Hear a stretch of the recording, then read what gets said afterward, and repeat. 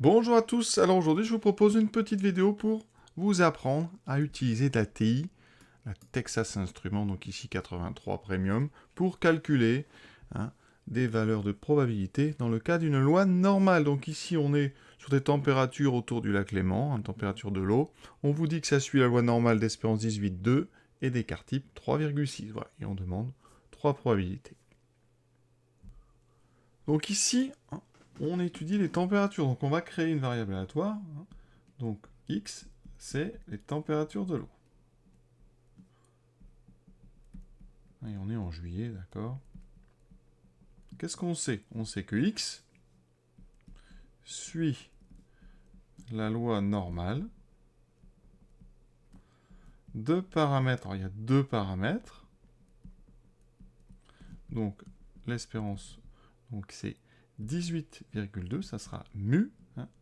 Et sigma, donc le S grec et le M grec, minuscule, sigma c'est 3,6. On en aura besoin pour la calculatrice. Ensuite, première question, on vous demande la probabilité que la température soit comprise entre 20 degrés et 24 degrés. Donc, on demande la probabilité que x soit compris entre 20 et 24,5 degrés. En ce qui concerne les symboles, inégalité stricte ou large, on est sur des variables continues, donc pas de problème, ça donnera les mêmes résultats.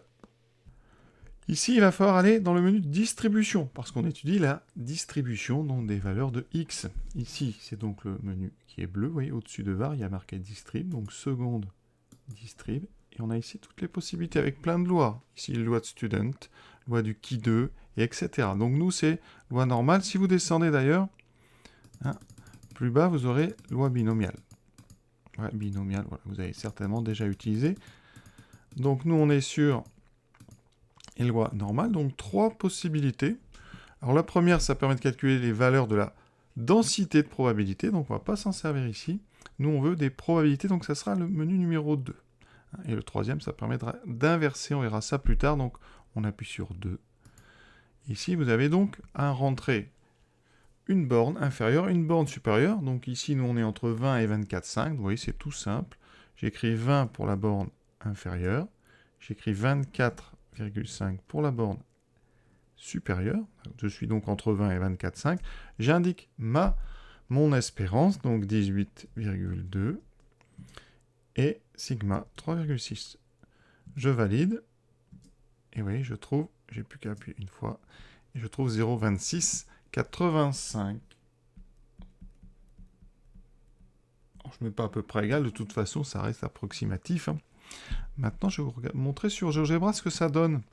Donc là, voici cette courbe de la densité de probabilité, donc associée à cette loi normale. Pour calculer les probabilités, c'est des intégrales. Donc ici, je mets intégrale. Voilà. Ensuite, j'indique la fonction densité que j'ai déjà rentrée, f. Ensuite, on indique la valeur inférieure, 20. La borne supérieure, 24,5. Vous voyez qu'on obtient graphiquement une aire, puisqu'une intégrale, quand on fait ça avec des densités de probabilité, c'est des aires sous la courbe. Ici, je valide, et mon aire, vous voyez, GeoGebra m'indique 0,27. C'est ce qu'on a trouvé, d'accord? Donc voilà une visualisation du calcul de cette probabilité. Deuxième question, valeur, donc on veut une température inférieure à 16 degrés. Donc ici, en probabilité, ça veut dire qu'on cherche x plus petit que 16. D'accord? Donc ça veut dire ici que x est dans l'intervalle moins l'infini, 16. Donc si on veut une borne inférieure et une borne supérieure, on va avoir un petit problème. Parce qu'ici, on a une borne supérieure, donc c'est 16. Et la borne inférieure, c'est moins l'infini. Donc la calculatrice, on ne peut pas rentrer moins l'infini, ça n'est pas prévu. Donc ici, quand on va dans notre menu, donc normal frep, donc ce qu'on appelle la fonction de répartition, ici, pour borne inf, eh bien, on va simuler moins l'infini. Comment faire? On va mettre un très grand nombre négatif, moins 10 000. Et borne sup, par contre, ici, on va mettre 16. On valide. Et on obtient, vous voyez, 0,2706. Alors, pourquoi on peut mettre moins 10 000? Si vous regardez bien, ici, dès qu'on va vers la gauche, la fonction de densité prend des valeurs vraiment très très très petites. Et donc, dès qu'on met moins 10 000, de toute façon, on ne prend plus de risque, il n'y a quasiment plus rien en termes d'intégrale. Même avant 0 ici, vous n'avez presque rien. Donc, on peut simuler moins l'infini en mettant moins 10 000, même moins 100, ça serait tout à fait acceptable. Donc je note quand même ce résultat, 0,2706. Ensuite, si on veut faire d'autres calculs, par exemple, j'ai mis moins 10 000. Supposez, vous voulez changer. D'accord? Donc ici, je valide, et je peux normalement changer. Voilà. Si à la place d'avoir mis moins 10 000, j'avais mis moins 100, regardez, vous allez voir, le résultat est le même, même à la 10e décimale. Vous voyez, donc vraiment, j'ai mis moins 10 000, on a de la marge. Tout ça, ça dépend, hein, vous verrez, de l'écart type. On a une règle qui s'appelle la règle des 3 sigma qui permettra d'expliquer ça. Alors, en fonction de sigma, hein, il faut aller plus ou moins loin. Bon, la plupart des cas, comme ici, vous mettez moins 10 000, vous êtes sûr d'avoir le bon résultat. Ce qui pourrait parfois être gênant, c'est d'avoir un écart type, par exemple, de 50 000. Dans ce cas-là, il faudrait mettre un nombre négatif vraiment à la hauteur, donc on rajouterait plein de zéros.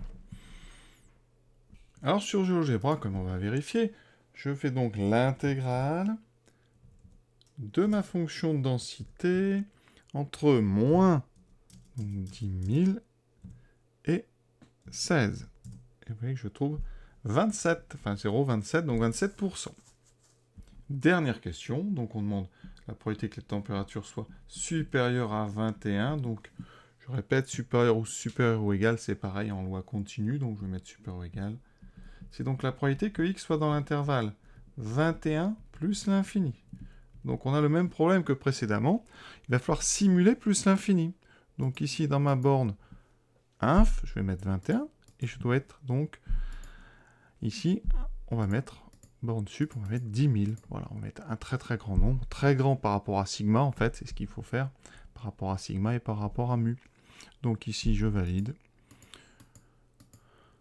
Exécuter, je trouve 0,2184. Donc ici, on écrit ça. Donc 0,2181, non, 84, non, 83. Et on regarde ça tout de suite sur donc, notre courbe.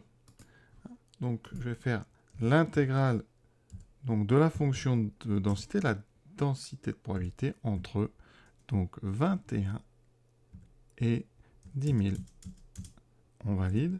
On trouve 0,22, vous voyez, c'est ce qu'on a. Donc on a fait du bon boulot. Voilà, cet exercice est à présent terminé. J'espère comme ça que vous saurez bien vous servir de la Texas pour calculer les probabilités quand on a une loi normale. Voilà, à très bientôt.